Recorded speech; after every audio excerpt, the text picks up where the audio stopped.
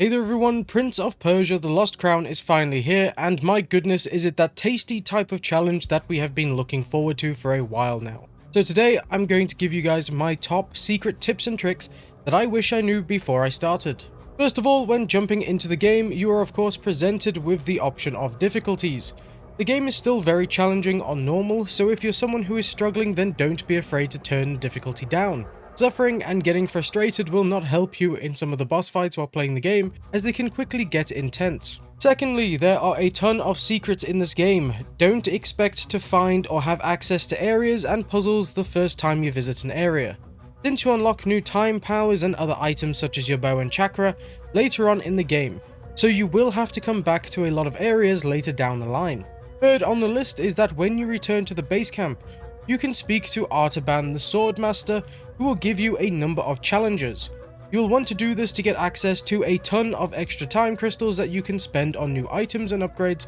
Plus, the major reason to do this is to learn the combat system and understand the amazing combos that you can pull off. You will definitely need to understand these combos as enemies start to get harder when you progress through the game. Talking about upgrades and items, you will then collect a ton of crystals just by playing the game. You'll end up spending them at the shopkeeper and Kahiva the blacksmith. Most of the important items from the shopkeeper are the relics that she sells and relic holder early on in the game. I'm still currently working my way through the game myself, so it's yet to be seen what she adds to her store later on. As for the blacksmith though, you will want to upgrade your swords to deal more damage before facing the first major boss of the game, which is known as the Manticore. I also have some bonus tips to help you prepare for this fight by making sure that you purchase an additional potion slot so you can carry 2 health potions instead of 1. This just helps everywhere. And then consider buying the relic from the shopkeeper that gives you resistance against poison, as the Manticore uses his tail to spread poison onto the ground that you might step in or get knocked into. And while we're on the topic of combat, keep trying to parry attacks. Parrying is good to do in this game as it can counter yellow attacks from enemies, which plays a really satisfying cutscene and then builds up your Afra even faster, so you can use your Afra surges more often in combat. Another great tip is to actually take your time with the game. The map is one big explorable playground, and it lets you come and go wherever you please once you have the powers and tools to access certain areas.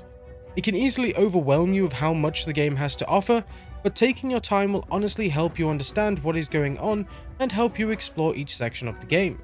This also counts for combat. Take a moment to look at what the enemy is doing before rushing in and getting countered.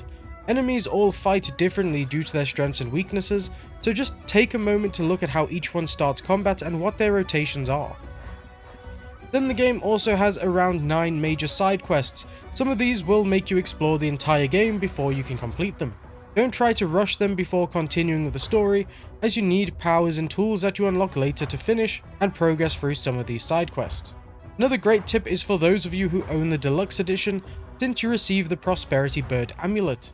Amulets generally need enough amulet holders for you to equip certain amulets, and each amulet costs more slots depending on how powerful the amulet is. However, the Prosperity Bird amulet doesn't require a single holder, meaning that you can equip this no matter how many amulet holders you already have filled. So there's no excuse not to use this. Another tip is to not be afraid of using your arrows on flying enemies. Once you actually get your bow, you'll notice that every zone has a ton of arrows that you can pick up and refill your stash with. Use them and don't hoard them, as they are extra damage and help you with airborne enemies. Then lastly, we move on to a tip about saving. Make sure you interact with a whack tree every time you're going to close the game.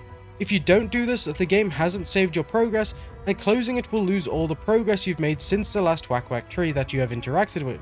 I almost made this mistake myself, and I know you definitely don't want to do that. Anyway, I hope that these secrets help you before jumping into Prince of Persia The Lost Crown, and don't forget to leave a like and subscribe if you want to see more content like this in the future. And I hope that you enjoy the rest of your day.